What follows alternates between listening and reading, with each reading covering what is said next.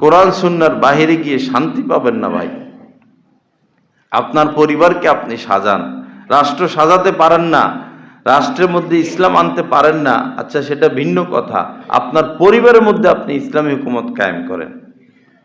আমাদের হযরত হাফিজ হুজুর রহমতুল্লাহ আলাই তো নির্বাচন করেছিলেন, তিনি নির্বাচিত হয়েছিলেন, কিন্তু ওরা অন্যায়ভাবে ক্ষমতা চলে গেছে।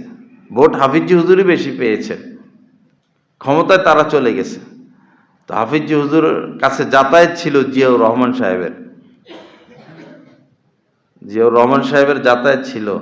বহুবার বলতেন যে তুমি ইসলামী হুকুমত কায়েম করো, সৎ শাসন কায়েম করো। তো এই বাহানা সেই বাহানা উনি দেখাইতেন। পরে একদিন জামা টান দিয়ে, এভাবে জামা টান দিয়ে বলছেন, তো দেশে ইসলামী হুকুমত কায়েম করতে পারো না, তোমার শরীরের মধ্যে ইসলামী হুকুমত কায়েম করো, তোমার দেহের মধ্যে ইসলাম আনো, তোমার ঘরের মধ্যে ইসলাম আনো।